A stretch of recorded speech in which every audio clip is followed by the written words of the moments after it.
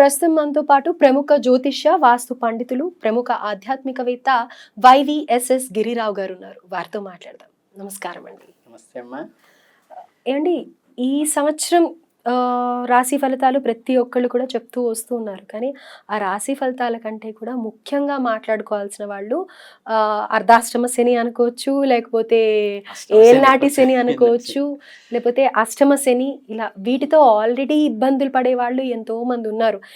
ఇంకా కొంతమందికి అయితే ఇప్పుడు ప్రారంభం అవ్వబోతోంది, మేషరాశి వాళ్ళకి, ఇలా కొన్ని రాశులకి. సో నిజంగా ఇప్పుడు ఫ్రస్ట్రేట్ అయిపోయి ఉండుంటారు వాళ్ళు, నాకు తెలిసి. కొంతమందికి ఏమో ఎక్స్పీరియన్స్ వచ్చింది, దాని నుంచి ఓవర్కమ్ అయ్యి ఉంటారు. కానీ ఈ అష్టమ శని అర్ధాష్టమ శనిలో తలెత్తుకోలేనన్ని కష్టాలు, వాళ్ళకి ఉపశమనం కోసం నిజంగా ఈ పరిహారం చేస్తే సూక్ష్మంలో మోక్షం వస్తుంది అనేది ఏదన్నా ఉందంటారా?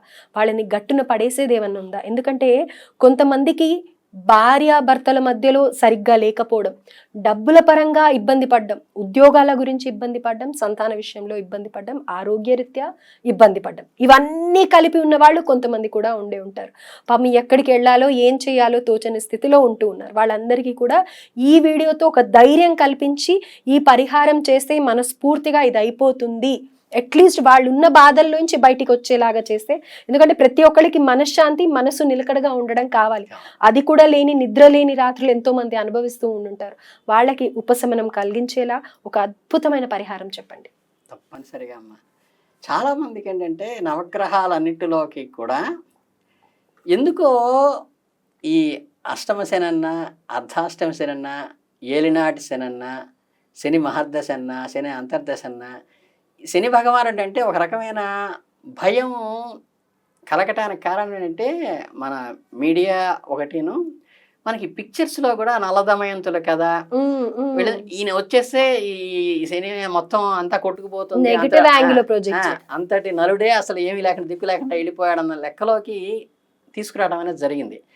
కాకపోతే ఏంటంటే ఇందులో ప్రధానంగా గుర్తుపెట్టుకోవాల్సింది ఏంటంటే, శని మందుడు వైరాగ్యకారకుడు. ఆయన కారకత్వాలు మేము ఒక గ్రహానికి ఒక కారకత్వం చెబుతాం. అందులో ఆయన చేసేది ఏంటంటే, ఒకటి వైరాగ్యకారకుడు, ఒకటి మందుడు.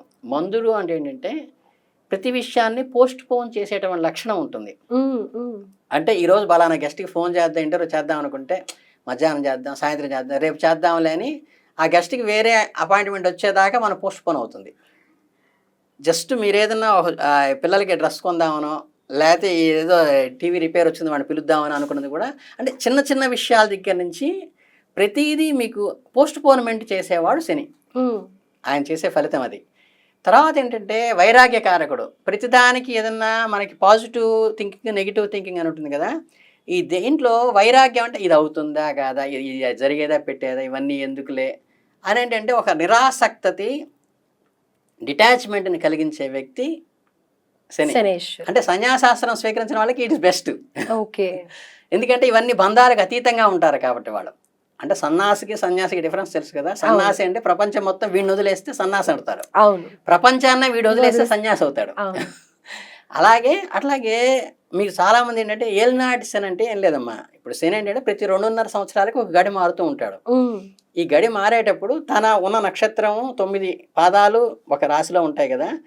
ఈ 9 పాదాల్లో మన పాదం ఉన్నప్పుడు ఈ రాశికి ముందు రాశిలో శని ప్రవేశించినప్పటి నుంచి ఆ 2.5 సంవత్సరాలు, తన రాశిలో తిరిగినటువంటి 2.5 సంవత్సరాలు, తదనంతరం కుడిపక్క రాశిలో తిరిగిన, అంటే మొత్తం 2.5 సంవత్సరాలను ఏలినాటి శని అంటారు. ఈ దీంట్లో ఆయన ప్రధానంగా చేసేటంటే 3 పనులు చేస్తాడు. ఒకటేంటంటే ఆర్థికంగా పెద్ద దెబ్బ, అంటే కోలుకోలేని దెబ్బ ఒకటి కొడతాడు.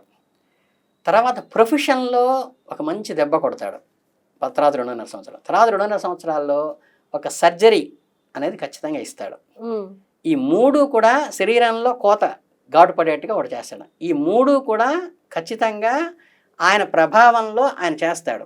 కానీ ఇందులో జాగ్రత్తగా గుర్తుపెట్టుకోవాల్సింది ఏంటంటే, చాలామందికి తెలియని విషయం, ఇప్పుడు ఒక ఆయనకి మహారాజ యోగం ఉందనుకోండి, అంటే ఆయన స్థాయిని బట్టి ఆయనకి ఆ లెవెల్ పదవి వస్తుంది.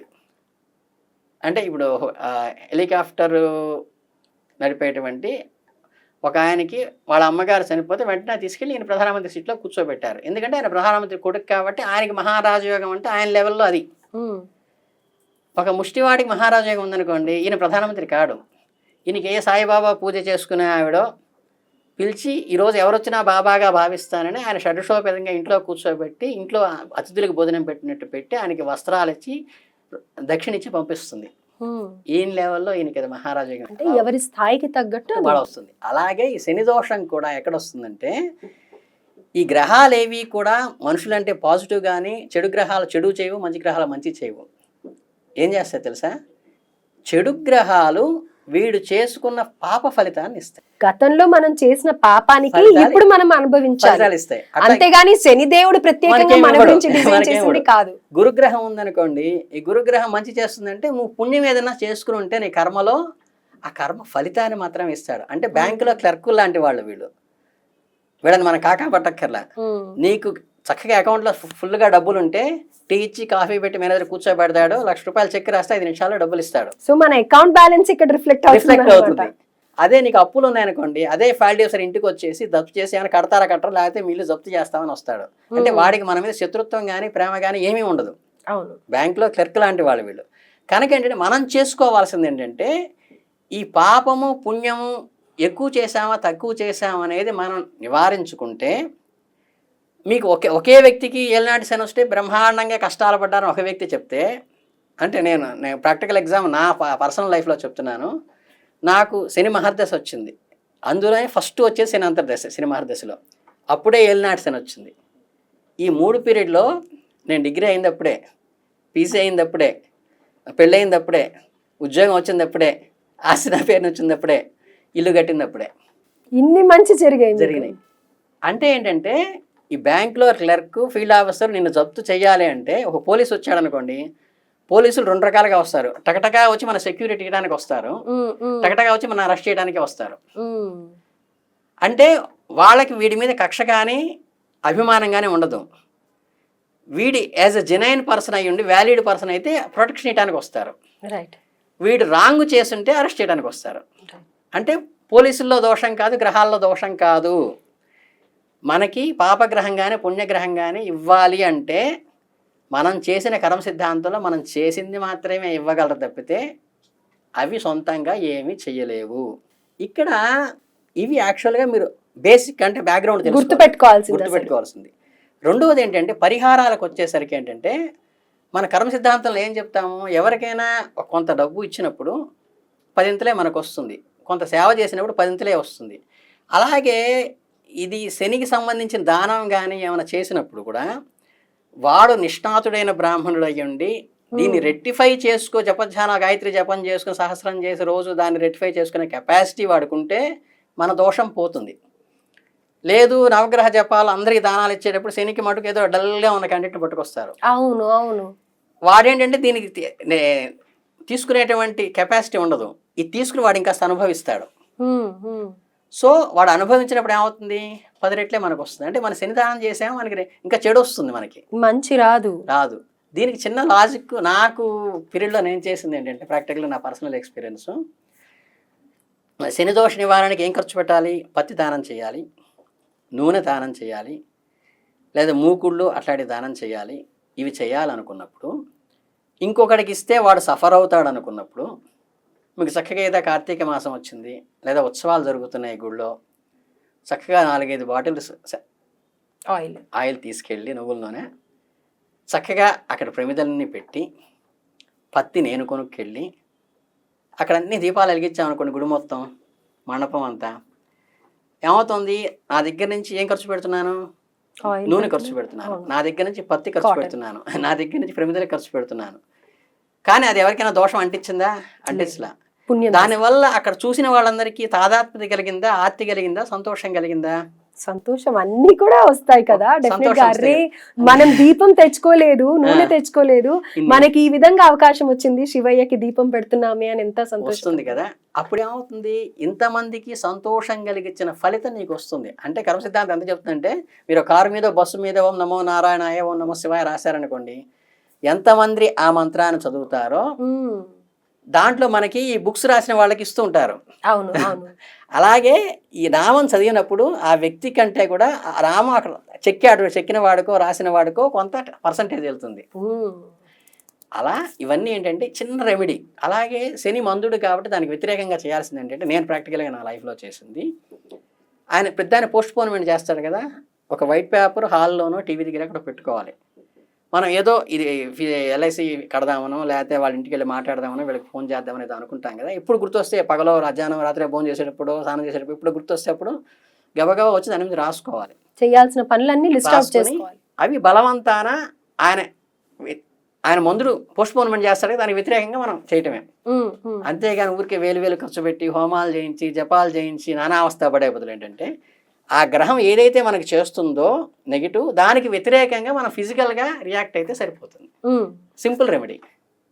నేను చెప్పిన 2 రెమెడీలకి కూడా ఖర్చు లేదు, వేలు ఖర్చు పెట్టాల్సిన లేదు, ఎవరి కాళ్ళు పట్టుకోవాల్సిన అవసరం లేదు. ఇంకా ఏంటంటే ఇది ఫిజికల్గా మనం చేసేది. దీనికి ధార్మికంగా వెళితే ఏంటంటే, మనకి శివయ్య కానీ శివ అవతారమైన ఆంజనేయ స్వామి కానీ వీళ్ళిద్దరి జోలికి శని రాడు. అలాగే అయ్యప్ప స్వామి దగ్గర కానీ, అయ్యప్ప భక్తులు, ఈ మూడిటికి ఏంటంటే శని వాళ్ళ జోలికి రాడు, వాళ్ళ భక్తుల జోలికి. కనుక మీకు సింపుల్లో అయిపోయేది. మనకి ఈయన బ్రహ్మచారి కదా, కానీ ఆంజనేయ స్వామి ఎంత గొప్పవాడో తెలుసా, ఆయనకి 40 రోజులు ప్రదక్షిణ చేస్తే పెళ్ళిళ్ళు అవుతాయి. అలాగే శని దోషం ఉన్నవాళ్ళు కనుక ఆంజనేయ స్వామికి సింధూరం రాసి సింధూరం పైన తైలంతో అభిషేకం చేస్తారు. మీకు నవగ్రహాలకి శనికి ఎలా చేస్తారో ఆంజనేయ స్వామికి కూడా తైలంతో అభిషేకం చేస్తారు. బట్ ఆయన ఒరిజినల్ ఒంటి మీద కాకుండా సింధూరం అంటించి సింధూరం మీద తైలాభిషేకం చేస్తారు. అలా కనుక చేస్తే ఇంక శని మీ జోలికి రాడు.